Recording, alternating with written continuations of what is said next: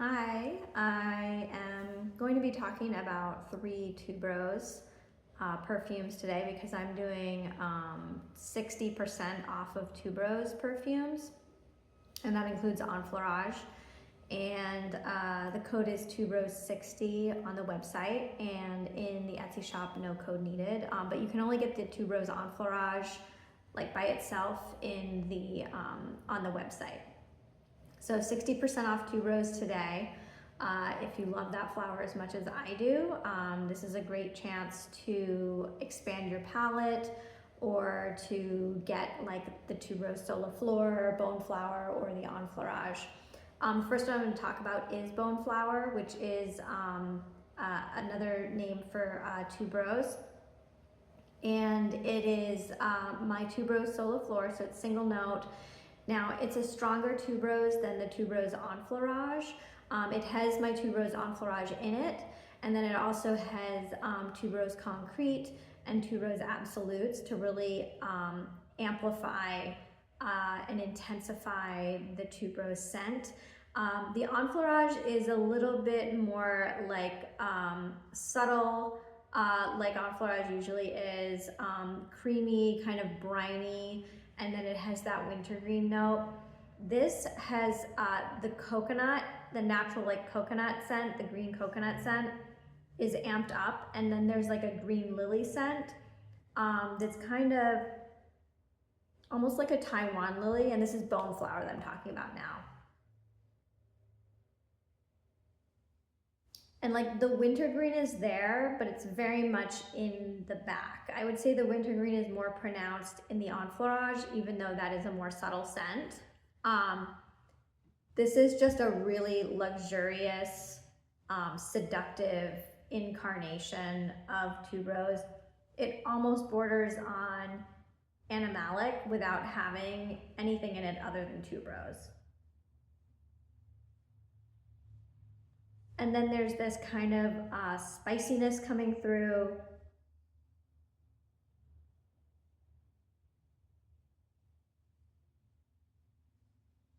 Like a floral version of cumin, which of course has this kind of like, I was gonna say rugged, maybe, I mean, cumin has a coarse aspect and this is not coarse. This is very elevated and refined.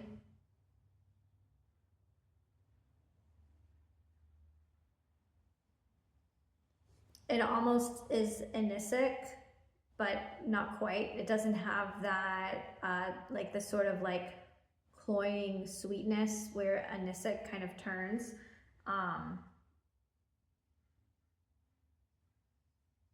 It's like a pre-anise spiciness.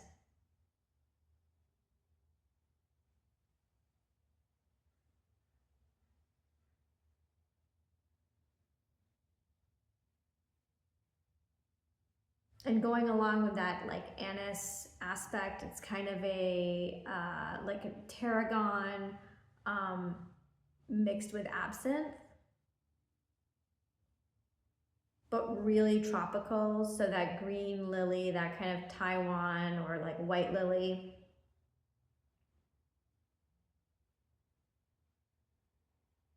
It makes me think of if calla lily had a scent, that it might smell like this.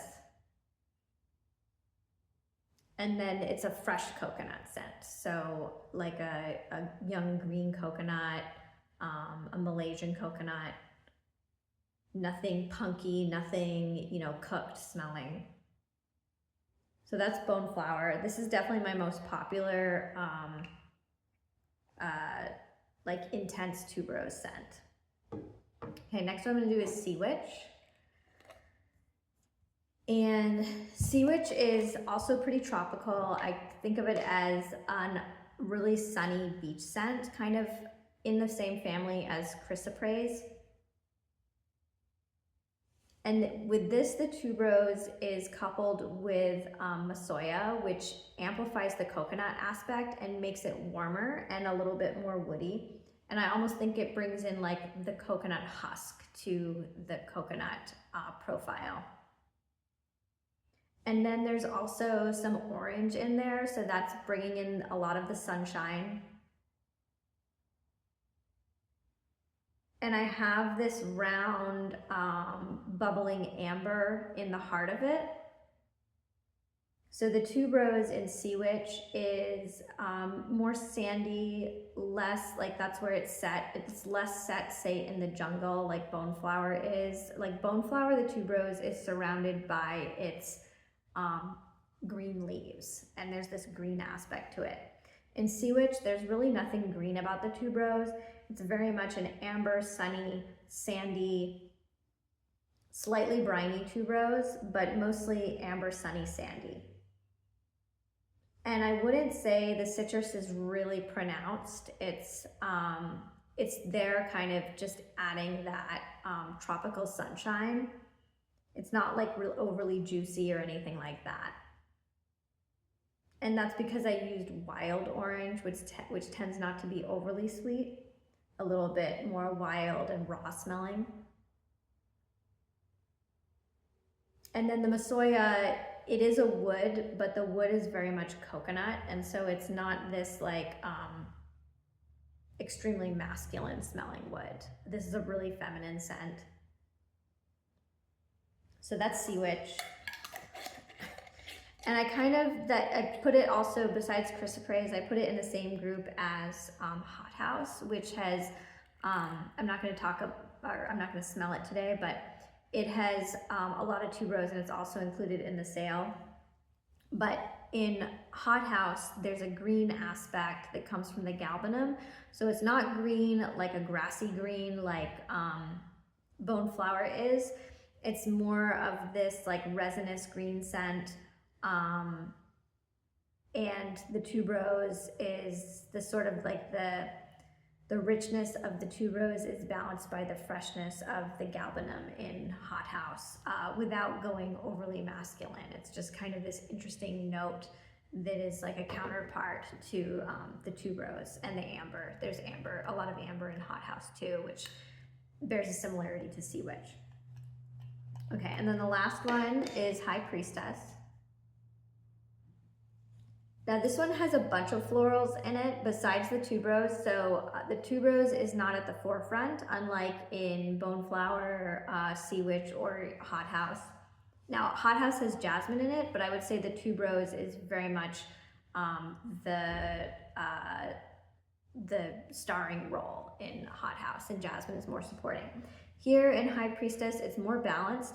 And there's a lot of magnolia or champaca in it. And so there's this fresh fruity scent that's not an indolic scent right at the forefront. It's a little bit lemony, more like rain. And then there is a jasmine in it too. And so you do get the indoles coming with the leathery aspect of High Priestess. So High Priestess is, it's a rich floral mossy leather scent with some animalics in it. So it's pretty deep, and I wouldn't necessarily say this is a summer scent per se. I more think of it as for cooler weather or nighttime, so an evening scent. Very sensual. And then there's also rose and frangipani or plumeria in it. So you're getting this bouquet of these sumptuous, rich, and pretty expensive florals undergirded by the leather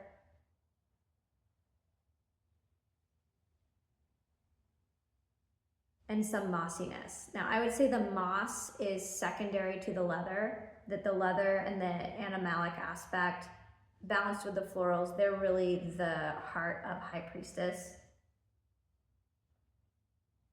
A pretty regal scent, and I would put this in the same category as, say, New Orleans, which has magnolia in it as well, and some leather aspects.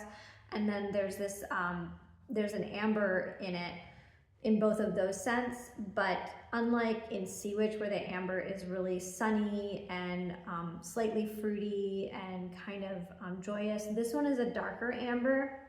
It's more brooding, It's a slower amber.